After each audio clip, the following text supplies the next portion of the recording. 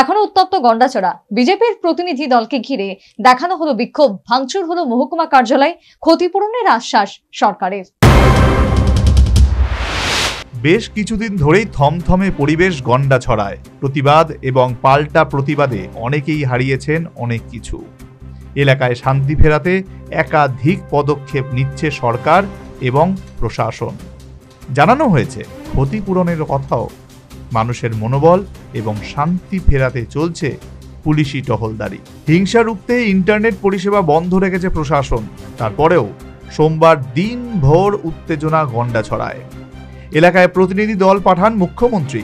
দলে ছিলেন মন্ত্রী টিঙ্কু রায়, বিজেপি নেতা সুবল ভৌমিক, প্রাক্তন এমপি রেবতী ত্রিপুরা এবং বিধায়ক রামপদ জমাতিয়া। তারা এলাকায় পৌঁছলে তাদের ঘিরে বিক্ষোভ দেখান।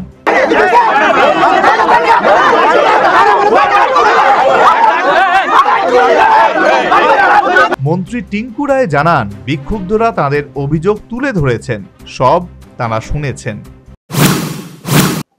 ওখানে মাননীয় মুখ্যমন্ত্রী আমাদেরকে নির্দেশ দেন, আমরা 4 জনের সদস্য আমরা যাই সেখানে, এবং সেখানে মানুষের যে ক্ষোভ, মানুষের বাড়ি ঘরে পড়া যাওয়া, মানুষের গবাদি পশু পড়া যাওয়া, মানুষের দোকানপাট পড়া যাওয়া, এগুলো নিয়ে মানুষের ক্ষোভ বা তার বহিঃপ্রকাশ আমাদের সামনে আসে। তাদের এর পাশাপাশি মন্ত্রী জানান, জেলা শাসক, পুলিশ সুপার সহ সমস্ত আধিকারিকদের সাথেই বৈঠক হয়েছে।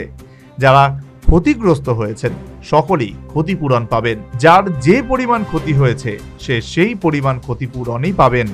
কার কতটা ক্ষতি হয়েছে তা যাচাই করার কাজ করছে প্রশাসন।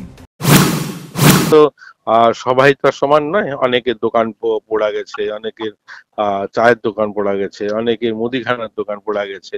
তো সরকারি যে নিয়ম রয়েছে অ্যাসেসমেন্ট করার, সেই নিয়ম অনুযায়ী অ্যাসেসমেন্ট করবে। কারো গবাদি পশু পোড়া গেছে, কারো থাকার ঘর পোড়া গেছে। তো যে পরিমাণ সরকারি যে নিয়ম রয়েছে রেভিনিউ ডিপার্টমেন্টের ক্ষতিপূরণ নির্ধারণ করার, সেভাবেই অ্যাসেসমেন্ট হচ্ছে, এবং অ্যাসেসমেন্ট হয়ে গেলেই তাদের হাতে তাদের যে সাহায্য সরকারি সেটা পৌঁছে যায়। টিঙ্কু রায় এও জানান যে এই কাজে হয়তো একটু দেরি হতে পারে, তাই প্রাথমিকভাবে কিছু পরিমাণ ক্ষতিপূরণ দেওয়া হবে ক্ষতিগ্রস্তদের। তবে সেক্ষেত্রেও বিবেচনা করা হবে ক্ষতির পরিমাণ। যে অ্যাসেসমেন্ট যত সময় লাগুক না কেন, প্রাথমিকভাবে যেন তাদেরকে একটা রিলিফ দিয়ে দেওয়া হয়। তো দোকান হয়তো 2 লক্ষ টাকার পোড়া গিয়েছে, তাকে 2 লক্ষ টাকার হিসাবে দেবে। কারো 20 লক্ষ টাকার দোকান পোড়া গেছে, তো তাকে সেই হিসাবে দেবে। এছাড়াও অভিযোগ, মহকুমা কার্যালয় ভাঙচুর করে বিক্ষুব্ধরা। পরিস্থিতির বিশেষ অবনতি হওয়ার আগেই সামাল দেয় পুলিশ। গন্ডাছড়ায় আজও উত্তেজনার পারদ থাকলেও ঊর্ধ্বগামী। Bureau report, news vanguard.